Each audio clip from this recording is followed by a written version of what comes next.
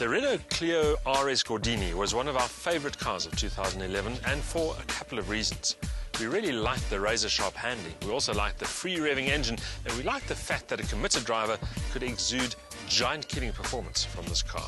In fact, the only thing we didn't like was the fact that we only had the car to test for a week. So, just more than 12 months later, the good news is that the Clio RS Gordini is back, and this time it's here to stay. The Clio joins the RPM TV long-term test fleet for the next year, and given its driver appeal, it comes as no surprise that it has been racking up the kilometres.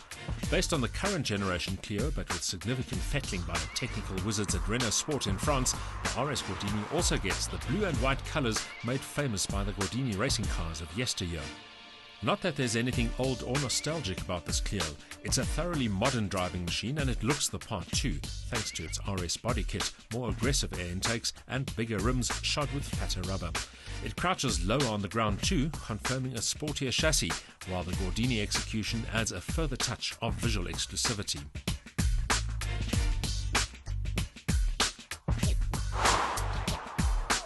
The Gordini uses exactly the same engine as the standard Clio RS. It's a 2-litre 4-cylinder unit delivering 147.5 kilowatts of maximum power and 210 newton meters of torque.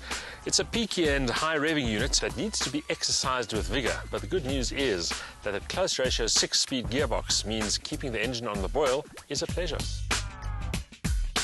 The 2-litre mill certainly lives up to its RS reputation on the move, partly because the hatchback's low mass allows a power-to-weight ratio of 119 kilowatt per tonne.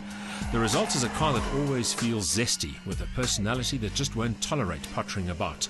Not surprisingly, it's perfectly at home on a racing circuit, but it's equally entertaining on quiet country roads.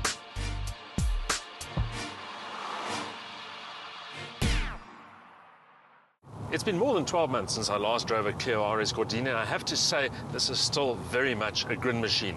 The dialogue between driver and car is absolutely unambiguous, and it responds to driver input with pure precision. The taut chassis is a key factor here, but it also means that the ride can be uncompromising at times, especially on less than ideal surfaces. The electric power steering loads up nicely when tackling the twisties, but can feel anodyne at slower speeds. The Gordini's cabin is more race car than practical hatchback. It's dominated by heavily bolstered seats, sporty dials and a thick-rimmed steering wheel, all of which underscore the car's motorsport heritage. Over the next 12 months, it's going to be interesting to see just how comfortable these seats are and whether the cabin is able to withstand the test of time. It's certainly an appealing space, linking the specific exclusive character of the Gordini execution to a welcome level of tactile quality.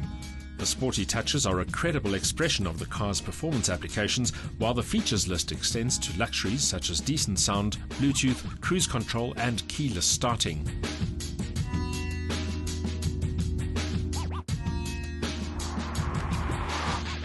On the road, it certainly lives up to its performance promise. The 0 to 100 km/h sprint time is completed in under 7 seconds, which is faster, for instance, than Toyota's 86 sports car we tested earlier in the show.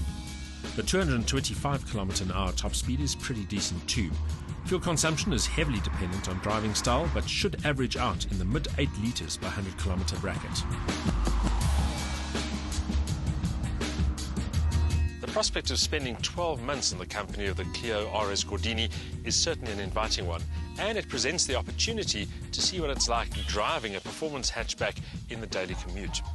Of course, you'll also be able to track real-world fuel consumption and running costs, but the real fight here is going to be who gets the keys over weekends.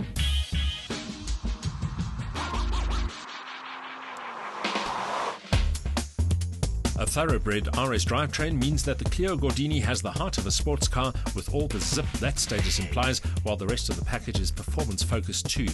The result is a driving machine with hatchback practicality and the exclusivity of the Gordini badge, but that handling prowess does compromise ride quality.